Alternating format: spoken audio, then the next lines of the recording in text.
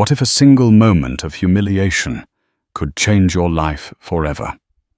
For Isabella Rossi, a struggling law student buried under debt and waiting tables to survive that moment, came with the sting of public disgrace. A menu thrown in her face by a man who could buy the entire city block without a second thought. She went home that night with shame as her only companion. But when she woke up the next morning, a legal document lay on her doorstep. It wasn't a lawsuit. It wasn't an apology. It was the ownership deed to the very building where she was humiliated. And her name was on it. The Gilded Lyre wasn't just a restaurant. It was a monument to old New York money, a place where secrets were traded over lobster thermidor and fortunes were decided with the clink of crystal glasses. Its walls adorned with dark mahogany and oil paintings of stern-faced men had absorbed a century of whispered conspiracies and triumphant declarations. For Isabella "Izzy" Rossi, however, it was just work. It was the place where she traded her aching feet and a practiced deferential smile for the tuition money that was her only ticket out of a life lived on the knife's edge of poverty. At 24, Izzy carried the weight of a future she was desperately trying to build, and a past she couldn't escape. By day, she was a second-year law student at Fordham, her mind a whirlwind of torts, contracts, and constitutional precedents. Her textbooks were second-hand, their margins filled with her frantic notes and the occasional coffee stain. By night, she donned the crisp black uniform of the Gilded Lyre, transforming into a silent, efficient ghost who anticipated needs before they were spoken. Her life was a meticulously balanced equation of survival. The rent for her tiny fifth-floor walk-up in Queens, the mounting premiums for her grandmother's care at the St. Jude's assisted living facility, the ever-increasing cost of tuition. It all depended on the generosity of strangers and her ability to remain invisible. Her Nonna Maria was the anchor of her world. It was Maria's gnarled hands that had raised her after her parents' death. Her stories of the old country that had filled Izzy's childhood with warmth. Now, with Maria's memory fading like a photograph left in the sun, Izzy felt a frantic urgency to succeed, to give her the peace and comfort she deserved in her twilight years. Tonight, the air in the Gilded Lyre was particularly thick with tension. It was a Tuesday, usually a quiet night, but Table 7 was anything but quiet. It was occupied by Damian Sterling. Even if you didn't know his name, you knew his type. Sterling was a titan of the tech industry, a man who had clawed his way to the top with a combination of genius and utter ruthlessness. He was new money, and he wore it with an aggressive, almost defiant arrogance that the old money patrons of the Gilded Lyre found distasteful. He was handsome in a severe, predatory way, with sharp cheekbones, piercing grey eyes, and dark hair slicked back with expensive product. He didn't speak. He pronounced. He didn't ask. He demanded. He was dining with two associates, both of whom looked like they had been sculpted from the same block of expensive, soulless marble. Their conversation was a low, aggressive hum of acronyms and billion-dollar figures. Izzy had approached the table 3 times, and each time Sterling had waved her away with a flick of his wrist, not even bothering to look at her. "We're discussing the Sterling Tower acquisition," he'd snapped at one point, his voice cutting through the restaurant's genteel murmur. "Do not interrupt again." Izzy had simply nodded her jaw tight and retreated to the service station. Her manager, a kind but perpetually stressed man named Mr. Dubois, gave her a sympathetic look. "Patience, Isabella," he murmured, polishing a wine glass until it gleamed. "The check will be substantial. Just breathe."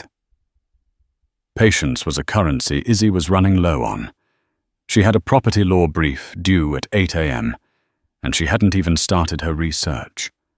Every minute spent waiting for Mr. Sterling to decide he was ready to order was a minute stolen from her future. Finally, after another 20 minutes, one of the associates caught her eye and gave a curt nod.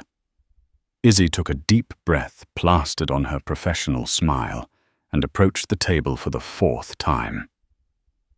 "Gentlemen, are you ready to order, or would you prefer another moment?"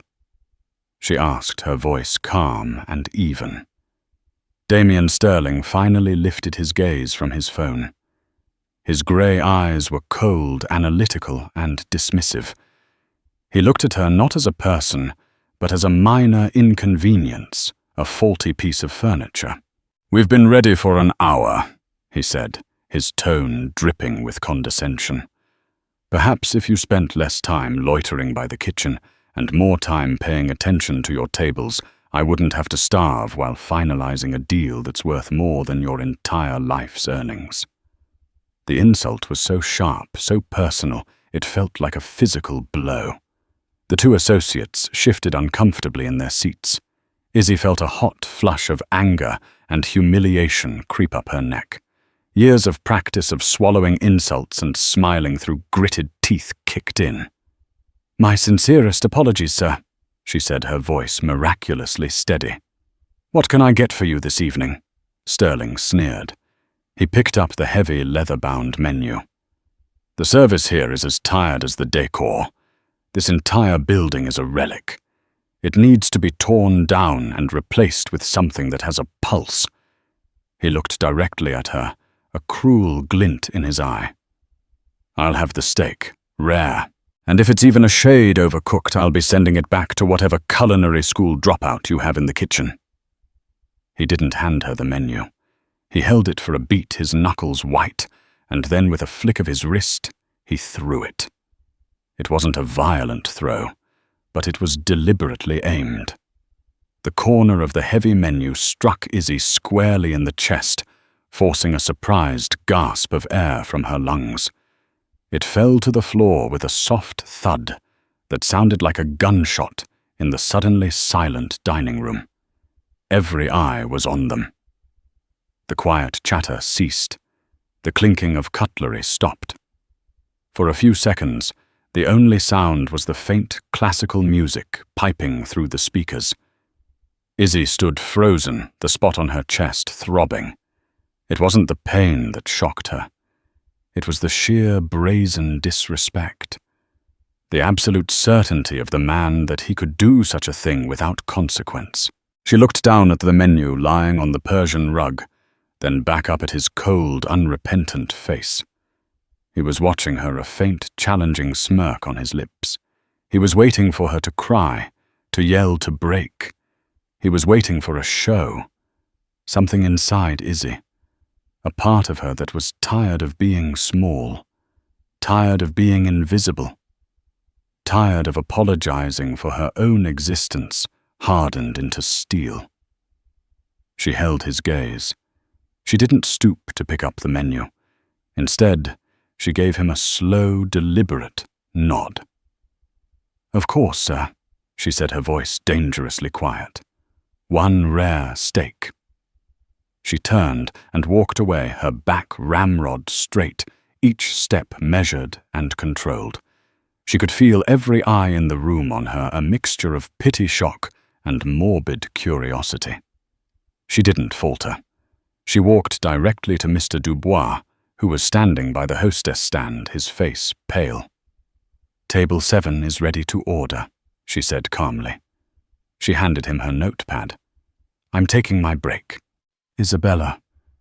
He started, his voice full of concern. "I'm fine," she lied, her voice tight. "I just need a minute." She walked through the swinging doors into the cacophony of the kitchen, past the clatter of pans and the shouts of the chefs, and out the back door into the grimy alley. The cool night air hit her face, and only then did she let out the shuddering breath she'd been holding. She leaned against the cold brick wall, closing her eyes. The humiliation washed over her in a sickening wave. She didn't cry. She was too angry to cry. She had been dehumanized, treated like an object. And for what? For a tip that would barely cover the cost of a single textbook. In that alley, surrounded by the stench of garbage and stale grease, Izzy Rossi made a silent vow. This would be the last time. She didn't know how, but she would find a way out.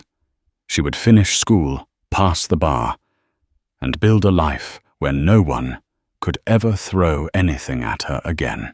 She stayed in the alley for 10 minutes, letting her rage cool into a cold, hard resolve. When she returned, Mr. Dubois informed her that another waiter had taken over table 7. Damien Sterling had paid his bill, leaving no tip of course, and left. The incident was over. The restaurant's rhythm had returned to normal. But for Izzy, nothing would ever be normal again. That night she went home, ignored the pile of case law on her desk, and fell into a restless, dream-filled sleep. The next morning, Izzy woke up feeling like she had run a marathon. Her body ached, and the phantom sensation of the menu hitting her chest still lingered. The anger from the night before had subsided, leaving behind a bitter metallic residue of shame.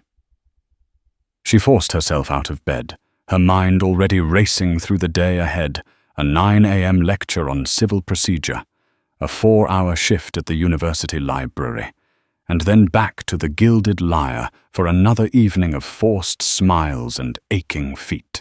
As she stumbled towards her tiny kitchenette to start the coffee maker, she almost tripped over it. Lying on the worn welcome mat just inside her apartment door was a large, stiff manila envelope.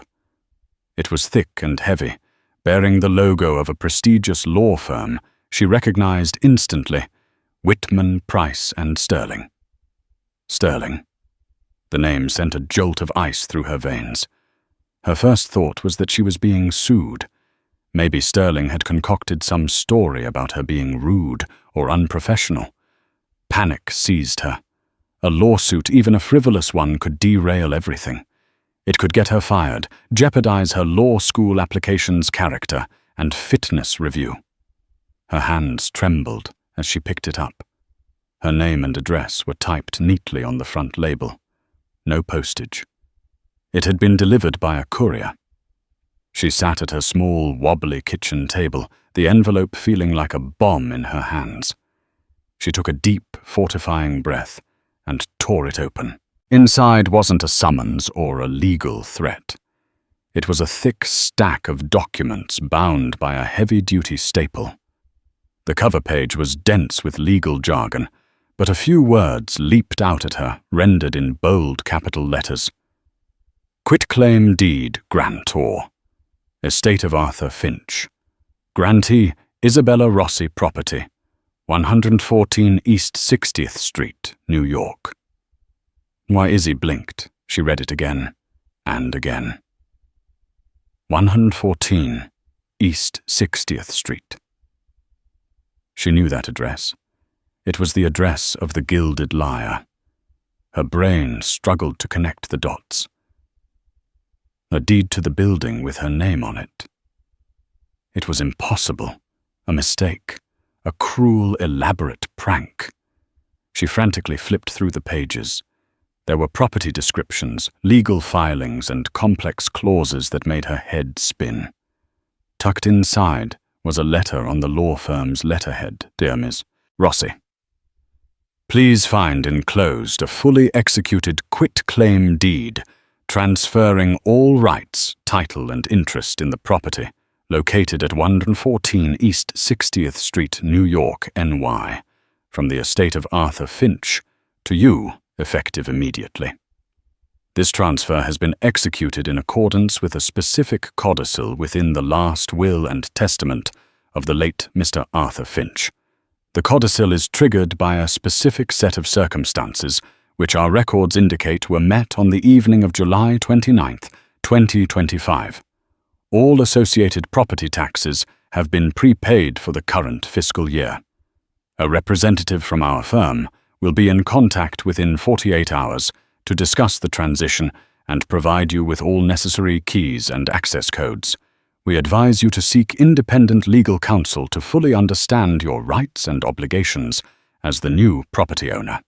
Sincerely, Jonathan Price. Senior Partner, Whitman, Price and Sterling.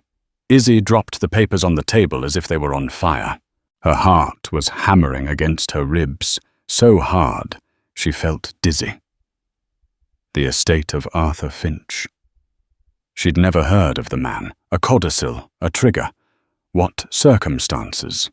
The only thing that had happened last night was the incident with Damien Sterling. The name of the law firm clicked into place.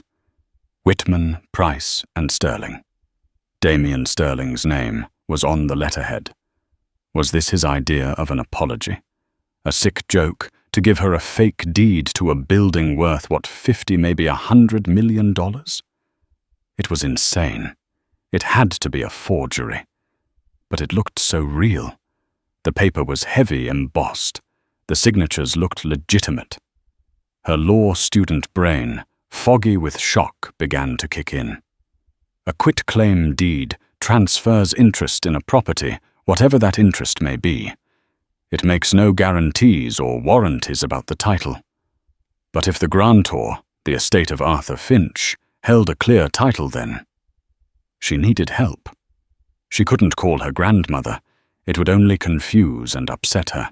Her best friend, Maya, was a graphic designer, brilliant but clueless about the law. Then she remembered Professor Albright. David Albright was her property law professor, a cantankerous but brilliant man with a soft spot for students who showed genuine passion. His office hours were notoriously difficult to get, but Izzy had spent hours talking to him about landmark preservation laws, a topic that genuinely fascinated her. He respected her work ethic. Clutching the documents, Izzy practically ran to the subway. She skipped her civil procedure lecture, her mind consumed by the impossible reality sitting in her bag. She found Professor Albright in his cluttered, book-lined office, a half-eaten bagel on his desk. "Ms. Rossi," he said, looking up over his spectacles. "You're not in my 9 a.m. class. Don't tell me you're here to contest your grade on the midterm already." "No, Professor," she said, her voice breathless. "I have a hypothetical question, but it's based on this." She laid the documents on his desk. He picked them up with a sigh, clearly expecting a routine question about easements or zoning. He read the cover page. His eyebrows shot up. He read the letter from the law firm. His jaw went slack.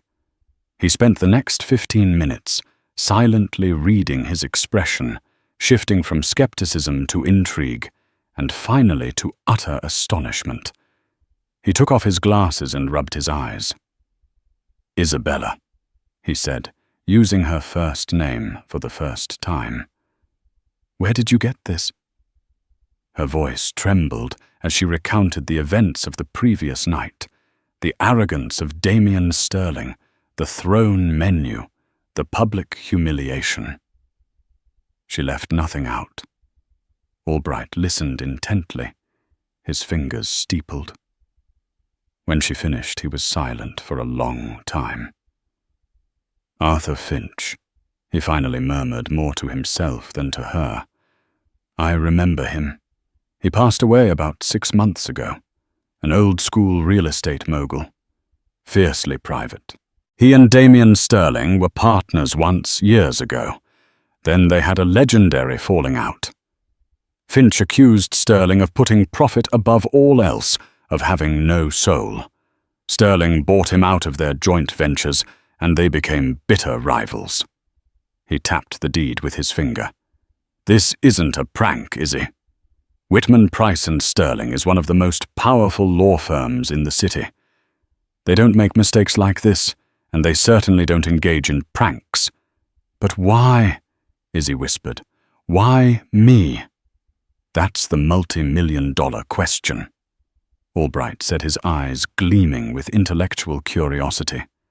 This codicil, it must be some sort of poison pill, a posthumous revenge scheme. Finch must have known Sterling's temperament.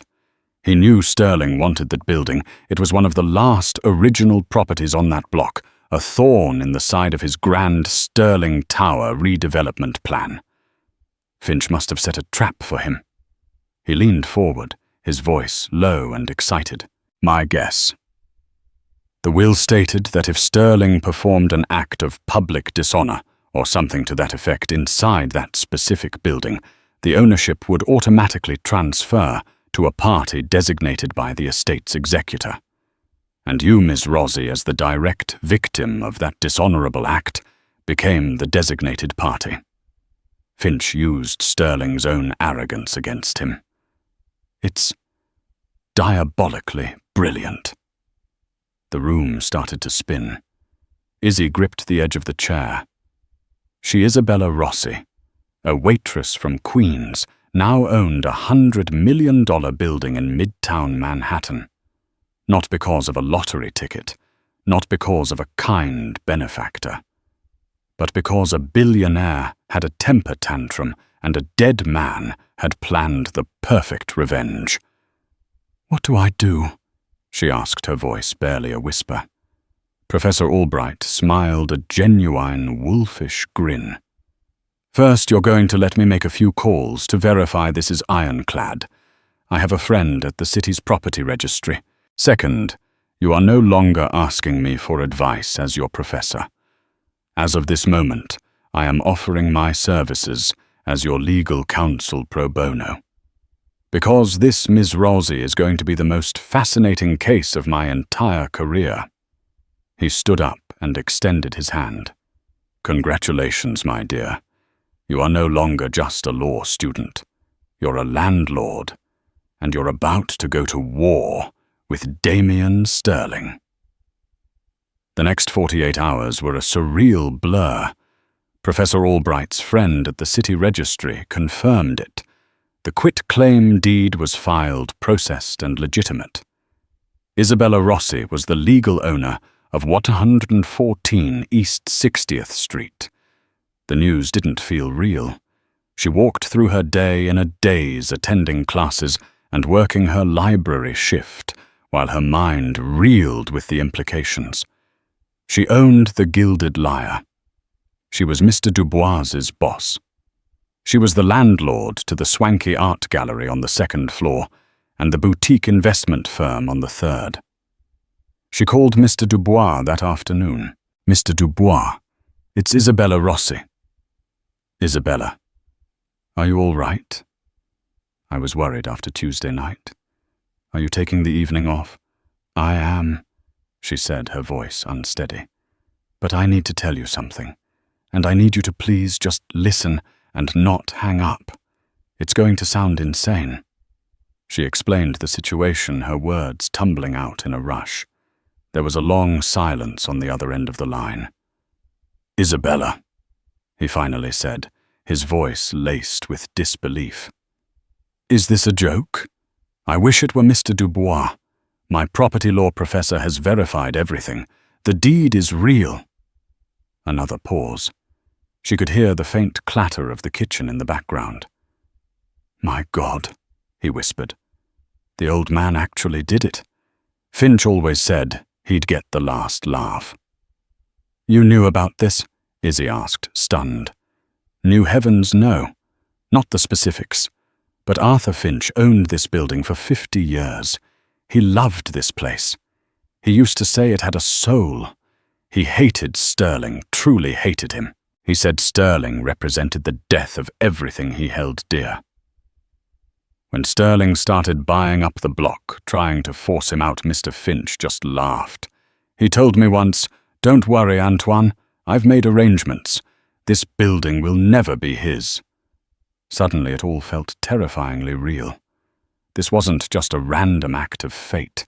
It was a legacy, a responsibility placed on her shoulders by a dead man she'd never met.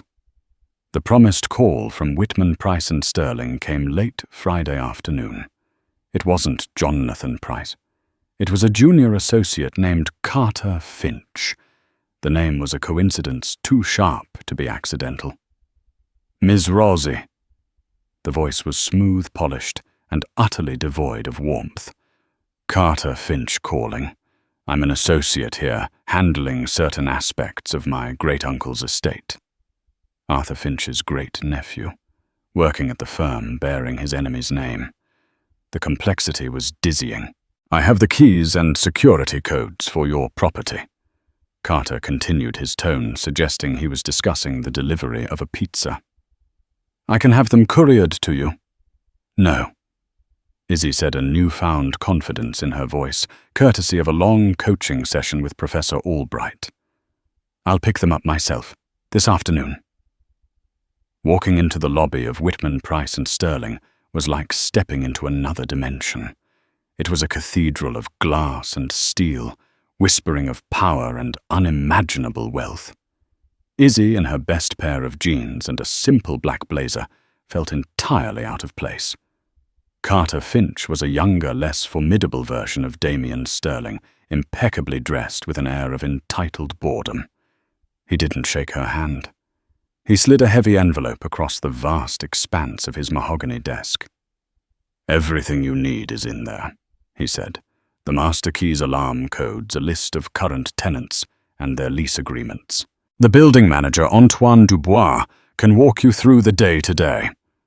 He leaned back, a smug look on his face. "Now let's talk about Mr. Sterling's offer." "Offer?" Izzy asked, feigning ignorance. "Don't be coy, Ms. Rosie. It doesn't suit you," Carter sneered. "My great-uncle's little prank was amusing, but the game is over. Mr. Sterling is prepared to offer you $5 million cash for the building. You sign it back over to him, and you can walk away and pay for 10 law degrees. It's a generous offer. More than generous. It's a lottery ticket." $5 million. The number hung in the air, shimmering.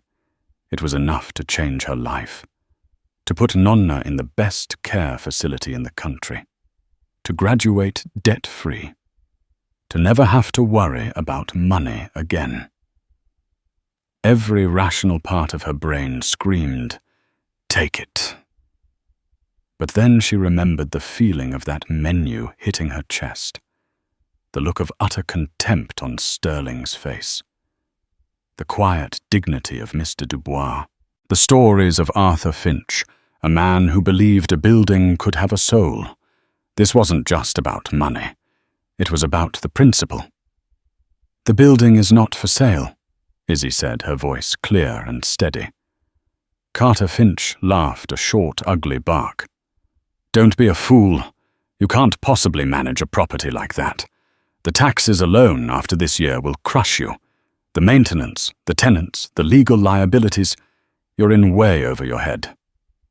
"I'm a fast learner," Izzy said, standing up. She picked up the envelope of keys. "Thank you for your time, Mr. Finch." $50 million, a new voice said. The door to the office opened, and Damien Sterling stepped inside. He looked even more imposing here in his own domain. He wasn't wearing a suit, but a tailored cashmere sweater and dark trousers that probably cost more than her semester's tuition. He dismissed Carter with a flick of his eyes, and the younger man scurried out of the room. $50 million, Miss Rossi."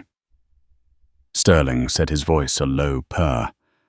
"That's my final offer. A wire transfer to your account within the hour. You'll be one of the wealthiest women your age in this city." He walked towards her, circling her like a shark. Arthur was a sentimental old fool. He thought he could beat me, even from the grave. But everything has a price. Everyone has a price. What's yours? Izzy clutched the envelope of keys to her chest. It felt like a shield. You seem to think that because I was serving you dinner, I must be desperate. That because I don't have what you have, I must want it above all else. She looked him directly in the eye. You humiliated me, Mr. Sterling. You threw a menu at me because you thought I was nothing, a piece of furniture. You didn't see a person. And now you want to buy your way out of the consequences. You want to throw money at the problem until it disappears. Her voice grew stronger with every word. Well, I am not for sale, and neither is Arthur Finch's building. A flicker of something dark and dangerous crossed Sterling's face. The smooth facade cracked, revealing the raw fury beneath. You have no idea who you're dealing with, he hissed. I built an empire by taking what I want. That building is a keystone in my new tower project. It will be mine, one way or another. You can either walk out of here with $50 million, or you can walk out of here with a world of trouble you cannot possibly imagine. I'll take my chances, Izzy said. She turned and walked out of the office, down the long corridor, through the silent, imposing lobby, and out into the bustling New York street. Her heart was pounding a mixture of terror and exhilaration. She had been threatened by one of the most powerful men in the city. She had stared him in the eye and said no. That evening she didn't go to work at the Gilded Lyre. Instead, she let herself into the building with her new keys. She bypassed the restaurant and took the small, creaky elevator to the top floor, which the tenant list had marked as Owner's Residence, Vacant. It was a penthouse apartment, dusty and draped in white sheets that hadn't been lived in for years. But it had a sprawling terrace that overlooked the city. From here she could see the glittering lights of Manhattan stretching out before her. She could also see just a few blocks away the massive construction site that was destined to become the Sterling Tower, a monument to one man's ego. She looked down at the city below, a sea of infinite stories and struggles. She thought of her nonna, of her mountain of debt, of the life she was trying to build. And she thought of Damien Sterling's threat. This wasn't just her building anymore. It was a battlefield, and the war had just begun. The first salvo from Damien Sterling's side came not as a frontal assault, but as a series of insidious, paper-thin cuts. The day after her confrontation with him, a notice from the Department of Buildings was plastered on the front door of the Gilded Lyre. It cited a litany of obscure code violations, insufficient clearance in the rear fire escape, outdated wiring in the sub-basement, improper ventilation in the kitchen hoods. Each violation came with a hefty fine and a tight deadline for compliance. Mr. Dubois called Izzy in a panic. Isabella, these are ridiculous. We passed our last fire inspection with flying colors 6 months ago. This is harassment. Izzy knew he was right. This was Sterling pulling strings, using his immense influence to bury her in a mountain of bureaucracy and debt. Professor Albright confirmed her suspicions. He's trying to bleed you dry, Izzy. He'll hit you with fines, trigger endless inspections, and tie you up in red tape until selling is your only option. The tenants on the 2nd and 3rd floors received similar notices. The art gallery was cited for improper weight distribution of its sculptures, the investment firm for having an unpermitted server room. Suddenly, Izzy wasn't just a landlord. She was a crisis manager. She spent her days on the phone with city officials, contractors, and her increasingly nervous tenants, and her nights poring over building codes and lease agreements. Her law studies suddenly becoming a crash course in survival. Sterling's next attack was more personal. A sleek black town car began parking across the street from her Queens apartment building every morning. It was always there when she left for class, and always there when she returned. No one ever got out, but she felt its presence, a silent, ominous promise of surveillance. Then came the phone calls, anonymous, heavy breathing calls in the middle of the night that left her shaken. Fear began to gnaw at the edges of her resolve. She was a student, a waitress, How could she possibly fight a man who could command the city's bureaucracy and deploy private investigators like chess pieces? The $50 million offer echoed in her mind. It was a lifeline, an escape route from this waking nightmare. One particularly grueling evening, after spending 6 hours arguing with a plumbing contractor about a citation she knew was fabricated, Izzy retreated to the one place she felt a sliver of peace: Arthur Finch's empty penthouse.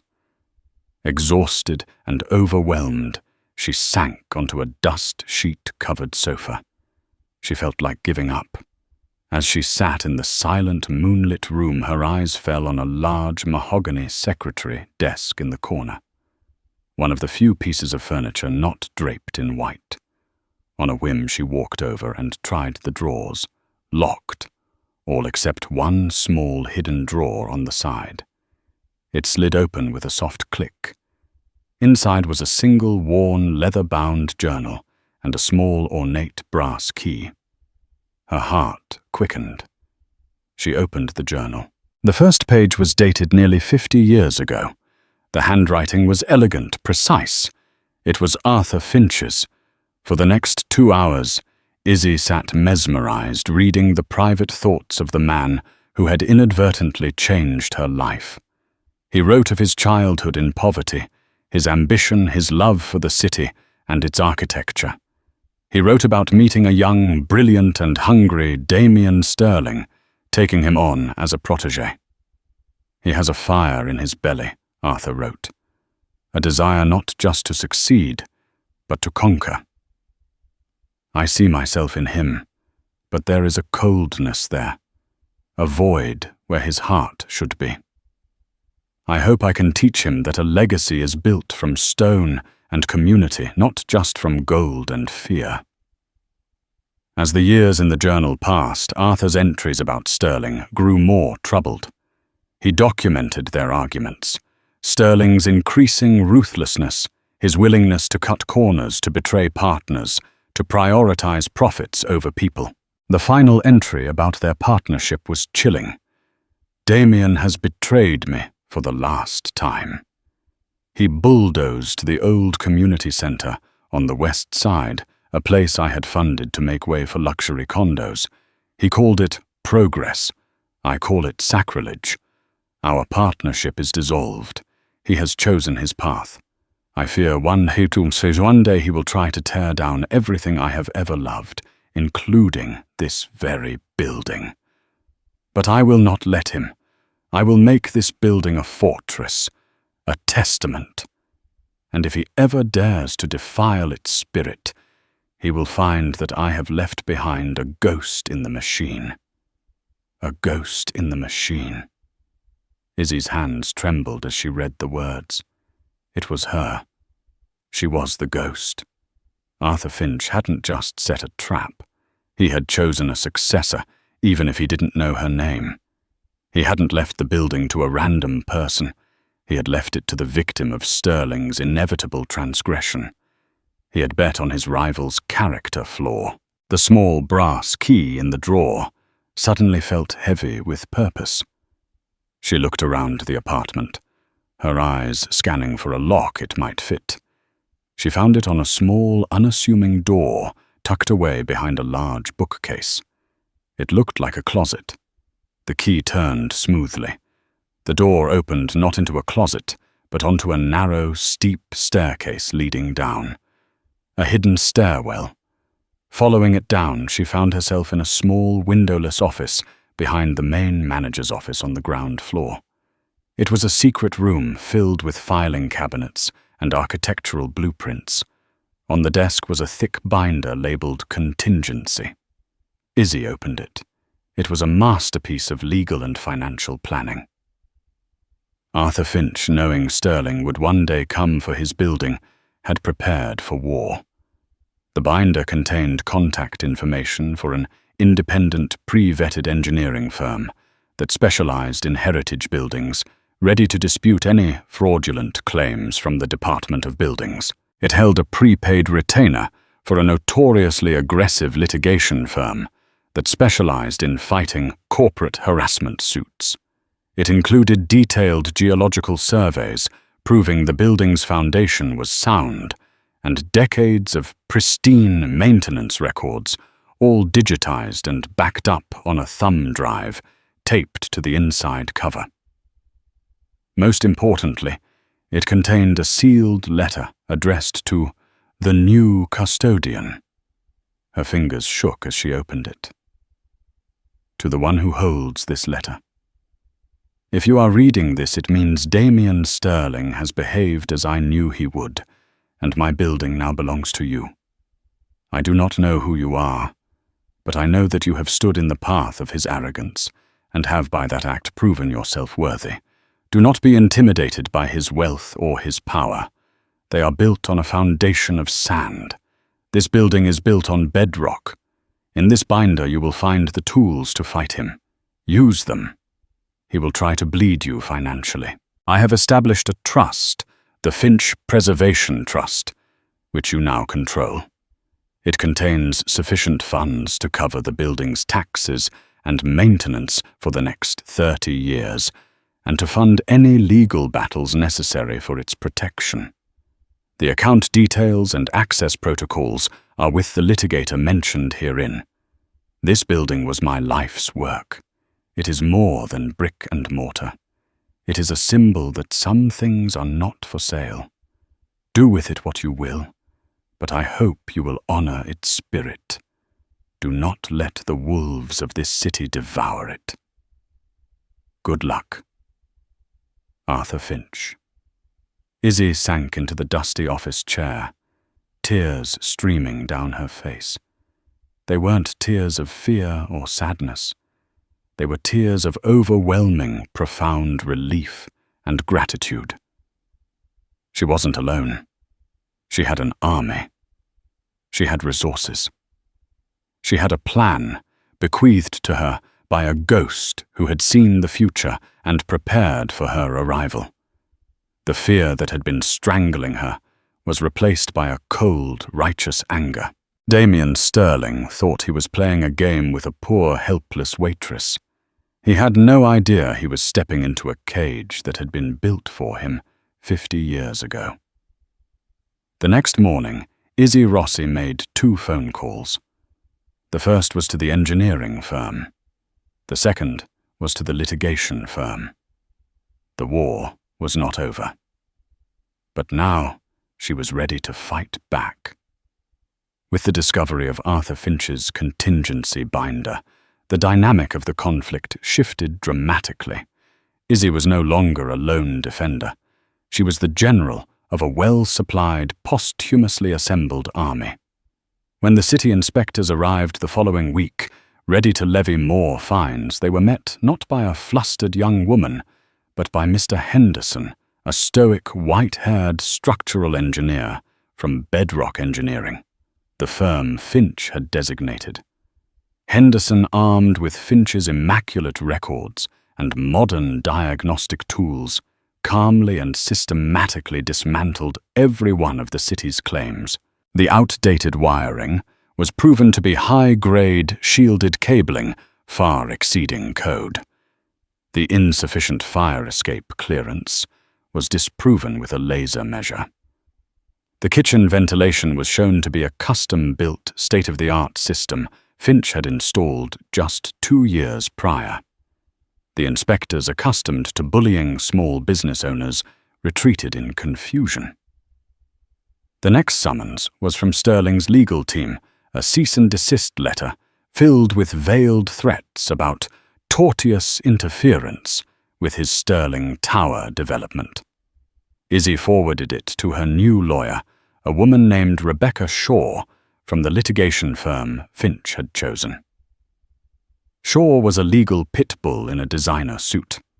She responded with a countersuit so aggressive and so brilliantly argued that it sent a shockwave through Sterling's legal department. The suit alleged corporate harassment, abuse of process, and intentional infliction of emotional distress, citing the surveillance, the anonymous calls, and the fraudulent city complaints. It demanded punitive damages, and most terrifyingly for Sterling, it opened the door to legal discovery. Shaw could now subpoena his emails, his phone records, anything related to his campaign against Izzy. Damien Sterling was enraged. He was a predator, and his prey was fighting back with teeth he didn't know it had. He couldn't understand where she was getting the resources, the expertise.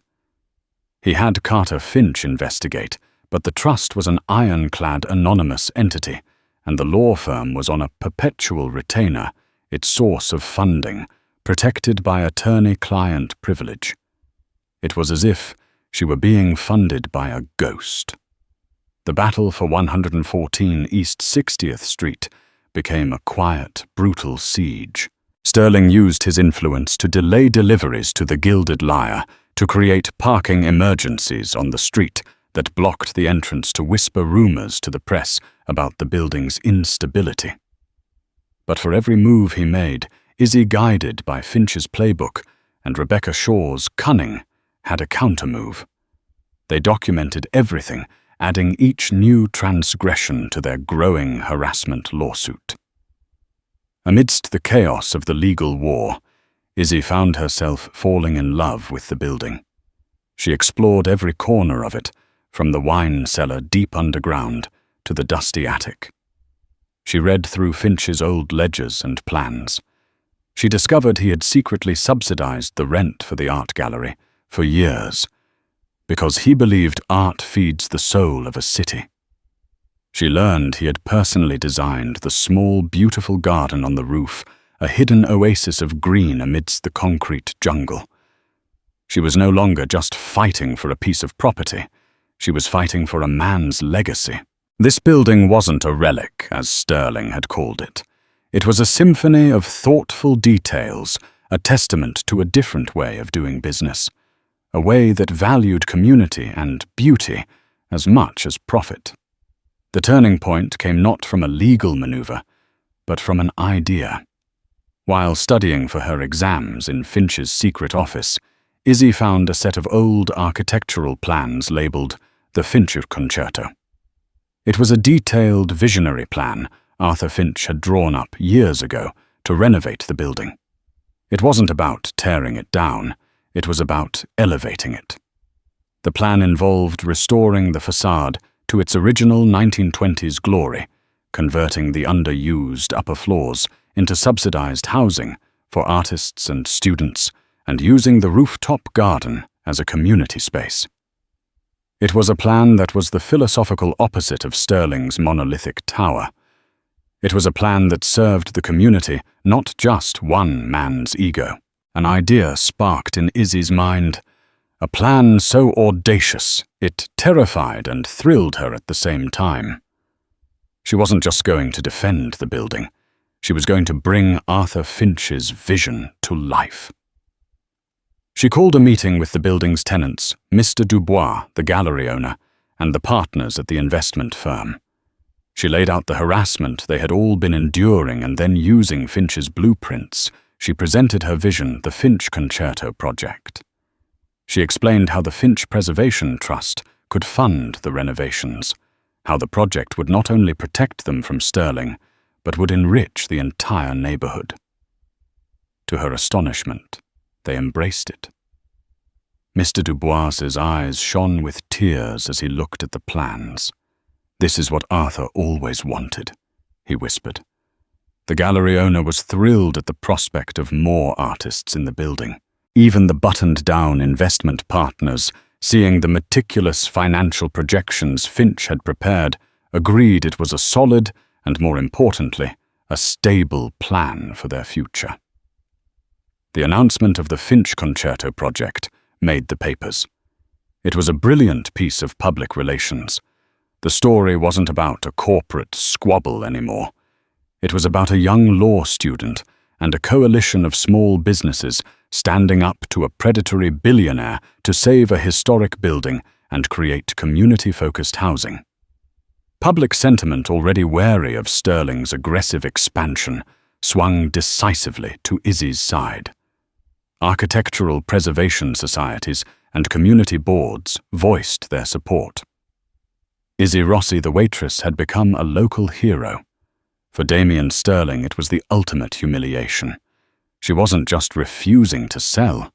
She was transforming the building into a public monument of his defeat. His name was being dragged through the mud. His Sterling Tower project, which depended on acquiring her block, was stalled indefinitely. Every time he looked out his window, he would see not just the building he couldn't have, but a symbol of his own failure, a testament to the legacy of the man he had betrayed. He knew he had lost the public war. Now there was only one move left, a final face-to-face confrontation. He needed to see her to understand the woman who had so thoroughly outmaneuvered him. He sent a simple one-line message to Rebecca Shaw. "I want to meet with your client, in the restaurant, tonight." The Gilded Lyre was closed for the evening. The tables were unadorned, the lights were dimmed, and the usual hum of dinner service was replaced by a heavy silence. Izzy stood near the service station, the same spot where she had retreated after being humiliated by him what felt like a lifetime ago. Tonight, she wasn't wearing a waitress's uniform. She wore a simple dark dress, her posture poised and confident. She was the owner of the room, and she felt it. Damien Sterling entered alone. He looked different than he had in his office. The arrogance was still there, but it was brittle, edged with weariness. The siege had taken its toll on him, too. He walked to the center of the dining room, his expensive shoes making soft, lonely sounds on the hardwood floor. "You've been busy, Ms. Rossi," he said, his voice flat. He gestured around the empty room. "I tried to bleed you out. I tried to intimidate you. And instead you turned this place into a shrine for my dead enemy, and make me the villain in a citywide fairy tale." "You cast yourself as the villain, Mr. Sterling," Izzy replied, her voice calm. "I just refused to play the victim." He let out a short, humorless laugh. "Arthur always did have a flair for the dramatic, a posthumous checkmate. I have to admit, it's impressive." He walked closer, his grey eyes searching her face. "I don't understand you. I offered you $50 million, life-changing money. You could have been anywhere in the world doing anything you wanted. Why go through all this? Why fight so hard for a pile of bricks and a dead man's sentiment?" This was the question at the heart of it all. Izzy took a breath. "Because you were right about one thing that night," she said. "You said this building was a relic. You were wrong about the building, but you were right about what it represents. It's a relic from a time when value wasn't just measured in profit margins and stock prices. Arthur Finch believed a business could be part of a community, not just a predator upon it. He believed a legacy was about what you build for others, not just how high you can build your own name." She gestured towards the windows, towards the glittering city beyond. "You see a block to be conquered. He saw a neighborhood to be nurtured. You offered me $50 million to help you erase his legacy. He offered me a chance to continue it. I chose the better offer." Sterling was silent for a long moment, the truth of her words settling over him. He had spent his entire life conquering, acquiring, winning. He had more money than he could ever spend, more power than he knew what to do with. And yet here he stood, defeated by a waitress and a ghost. He had won every battle, but had lost the war for the one thing he could never buy a meaningful legacy. "The Finch Concerto project will go forward," he said finally. It wasn't a question. It was a statement of concession. "My board is pulling funding for the tower's current design. The public backlash is too great. You've won." He reached into his jacket and pulled out a checkbook. He wrote on it, his movements slow and deliberate. He tore out the check and slid it across the surface of table 7, the very table where he had thrown the menu. "What's this?" Izzy asked, not moving to take it. My lawyers estimate this is what I've cost you in legal fees, emotional distress, and project delays, he said. Consider it a settlement for the harassment suit, and an investment. Izzy looked at him confused. An investment? You're going to build subsidized housing for students. He said, his voice quiet. I was a student once, at a city college with nothing. I slept on a friend's floor for 2 years. This is an anonymous donation to the Finch Preservation Trust, the first of many, on one condition. What condition? That you never tell anyone where it came from, he said. The world can have its hero and its villain. It's a simpler story. He looked around the room one last time at the mahogany walls and the oil paintings of stern-faced men. He looked at Izzy, the young woman who had become the custodian of his rival's soul. Arthur was right, he murmured so quietly, she almost didn't hear him.